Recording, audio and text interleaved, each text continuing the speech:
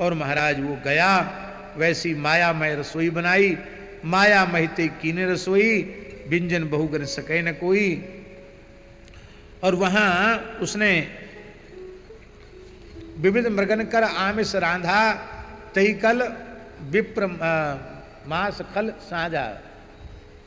अब इस चौपाई को देखकर बहुत से लोग ऐसी बातें करते हैं कि उस समय में मांसाहार प्रचलित था और ब्राह्मण भी मांस खाते थे। वो तो इतराज इस बात का हुआ कि इसमें मनुष्य का मांस, मनुष्य में भी ब्राह्मण का मांस मिला हुआ है। लेकिन ये बात, ये कुतर्क करना बिल्कुल अनुचित है, क्योंकि मूल में रामचरितमानस में गोस्वामी जी क्या कह रहे हैं इस पर ध्यान दो। माया मैत ही कीन रसोई, व्यंजन बहुगनि सकै न कोई। माया मैत ही कीन रसोई, ये तो उसमें व्यंजन बहुगनि सकै न कोई। इससे सिद्ध हो गया कि वस्तुतः वो भले ही अपवित्र चीज, लेकिन माया करके उसको पकवान व्यंजन मिष्टान्नों का रूप बना करके ही दिया गया। समय ज्यादा हो रहा है, फिर भी मैं बता देता हूं। 7 बज रहा है और मुझे वहां पहुंचना भी है, क्योंकि सब संतों का आज रामार्चन का प्रसाद है, वहां आप सबको वहीं पधारना है।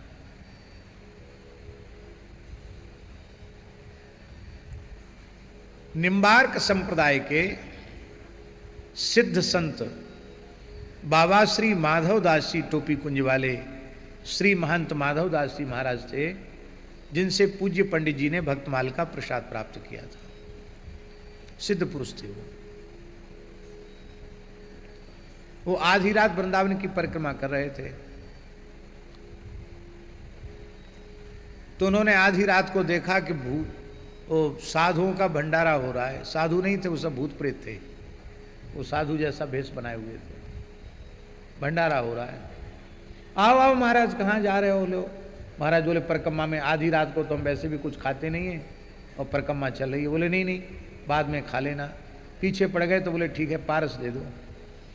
तो एक गमछा में जो बांधा, ध्यान से सुने जो हम कहने जा रहे हैं, तो बांधा क्या, मालपुआ, बड़े बड़े लड्डू और बड़ी बड़ी खस्ता कचौड़ी उन्होंने गमछे में बांधी, बांध करके ले आए और खूंटी पर उनको लटका दिया।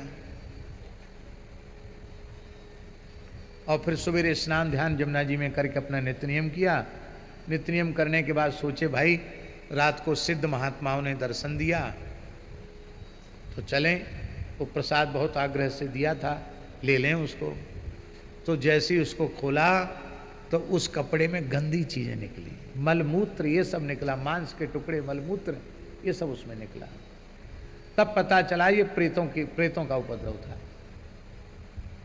घटना वृंदावन की है। तो अब भूत प्रेत ये जब गंदी चीज को लड्डू कचौड़ी बना सकते हैं, तो ये मायावी राक्षस आया और इसने माया से अशुद्ध वस्तुओं को ही पकवान मिष्ठान्न के रूप में परिवर्तित कर दिया। तो इसमें कौन सा आश्चर्य है